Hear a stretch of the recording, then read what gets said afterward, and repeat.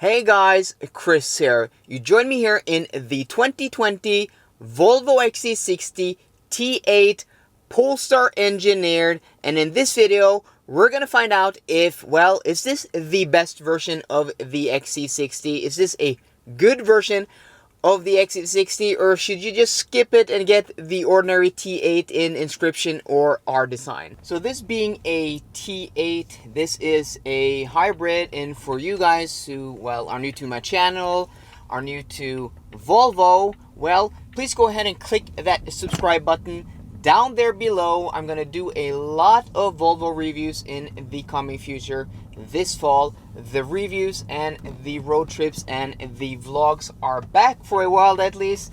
And yeah, well, to my point, this is a hybrid. So at the front we have a 2-liter 4-cylinder gas engine that is turbocharged and supercharged.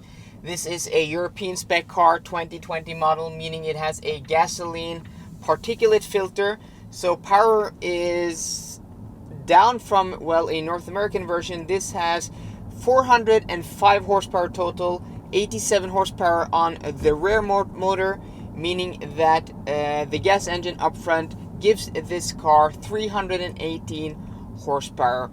Yes, this is 4-wheel drive. Volvo have in the past called it all-wheel drive, meaning that there's no coupling between the front and rear axle. This means that the front and rear axle are totally independent from each other. And, well, in slippery driving, this car is very front-wheel drive biased. But here in the dry, well, it just feels like a normal 4-wheel drive car. You can feel a bit torque steer, but that is managed very well, in my opinion. This being a hybrid, you have about 50 kilometers or 30 miles of range if you put this into pure mode, which is, well, the eco mode.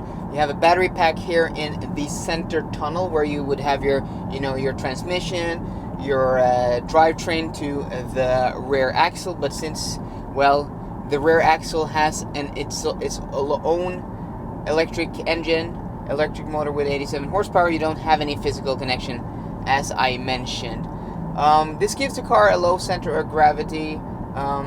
This is a sportier version of an XC60. So how this differentiates from a normal, T8 inscription or R design, you have about a 15 horsepower power bump, which, well, isn't much, but it also has something called Polestar Engineer mode, which is, well, the sport mode, which gives it much more aggressive gearing and throttle response, making it very much more sporty than other Volvos I have driven that aren't Polestars.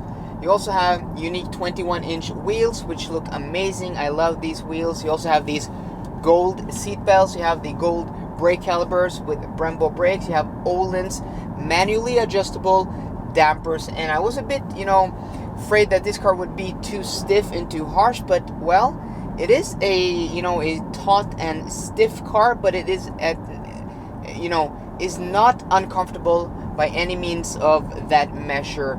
I really like the way it drives. In normal driving, you don't think about it. Even with these large wheels, it just feels very composed. And the damping also on twisty roads and bumpy roads, especially at higher speeds, is wonderful. I really like the way this car drives. It also has unique styling cues. You have the Polestar logo at the front and at the rear. You have these blacked out mirrors. You have small body kit details here and there, but overall it's not a shouty car. There aren't too many things differentiating this, making this more special than a normal in R design. But, well, the normal R design looks amazing, and also an inscription with the right wheel packages looks amazing, and I think this just looks really, really cool. 405 horsepower means 0 to 60 in just below 5 seconds. Made it to an 8-speed ACE automatic transmission. When I put this car into Polestar Engineer mode, just let off the gas here a bit, I get up a rev counter instead of the hybrid drivetrain battery, display here. This thing, well, shifts down quickly and it picks up speed really quickly. Yeah, this is not a slow car. It is quite fast, though the transmission isn't as responsive and doesn't want to do as I tell it all the time. It's a fine transmission, it's just not the sportiest.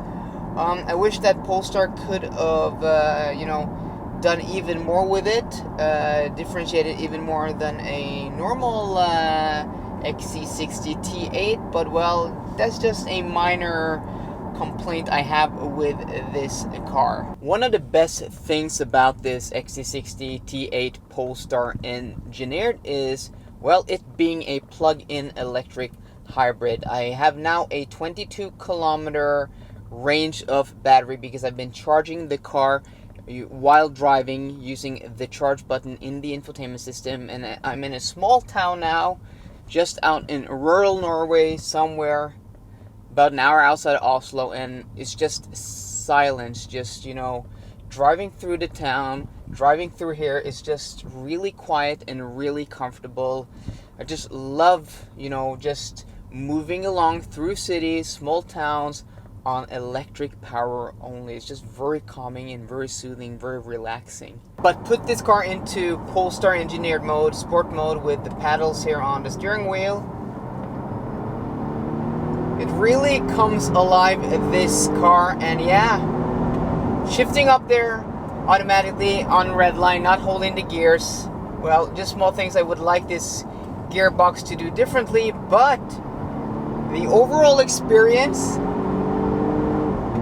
yeah, this has some really good suspension tuning. It's just so planted.